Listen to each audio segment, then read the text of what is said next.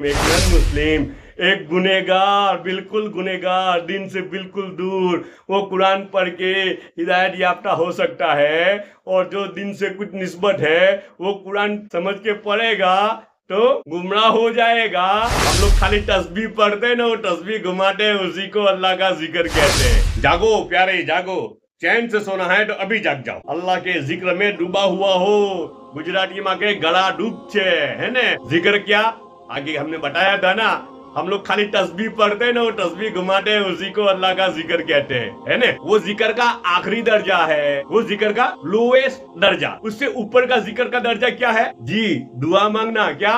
अल्लाह से दुआ मांगना इनफरादी में। कैसे? इनफरादी में ये भी जिक्र है, अल्लाह से दुआ मांगना, ये उससे ऊपर का जिक्र है। वो तस्बीह घुमाते ना, इससे ऊपर का जिक्र क्या है जी?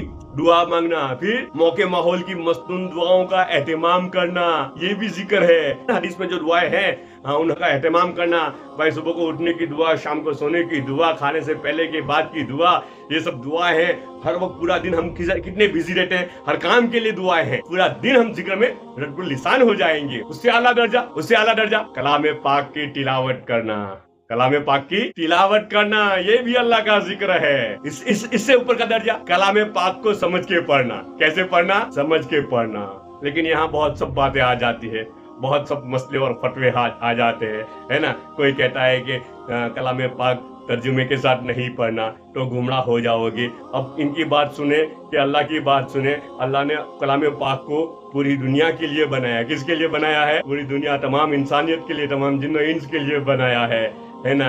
एक गैर मुस्लिम कुरान पढ़ के हिदायत याफ्ता हो सकता है ना। हिदायत के लिए है ना कुरान हिदायत है ना, पूरा कुरान हिदायत है ना। तो एक गैर मुस्लिम, एक नन मुस्लिम, एक गुनेगार, बिल्कुल गुनेगार, दिन से बिल्कुल दूर, वो कुरान पढ़ के हिदायत याफ्ता हो सकता है। और जो दिन से कुछ निस्बत है वो कुरान पढ़ेगा, समझ के पढ़ेगा तो गुमराह हो जाएगा। ये किसी का कॉल है, ये उनका कॉल है। अब क्यों ऐसा कह रहे हैं वो तो समझ में नहीं आ रहा है बात। मुझे पता नहीं कि क्यों ऐसा गुमराह हो जाओगे। क्या कुरान गुमराह करने के लिए है? नाउजुबिल्लाह, मुझे तो समझ में नहीं आ रही है बात। आप लोग को कुछ समझ में आ जाए तो बताओ। मेरा एक ओपिनियन ये है कि ये सब शायद इसलिए कहा जा रहा है शख्सियत परस्ती। क्या?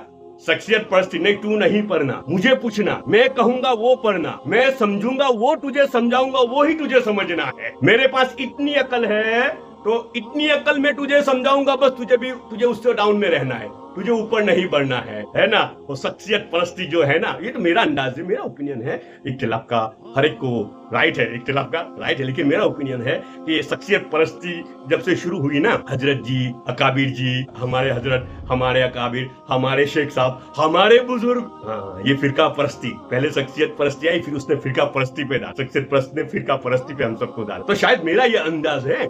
मैं कोई सीना ठोक के नहीं कह रहा हूँ, लेकिन एक बात सीना ठोक के कहता हूँ, कुरान हिदायत के लिए है। ये तो सीना ठोक के कहता हूँ। जब एक बेमुस्लिम, एक फासिक, एक फाजिर किताब पढ़ के हिदायत याफ्ता हो सकता है, तो जिसको दिन से कुछ मुनासिबत है वो गुमराह हो जाएगा। बात समझ में नहीं आ रही है?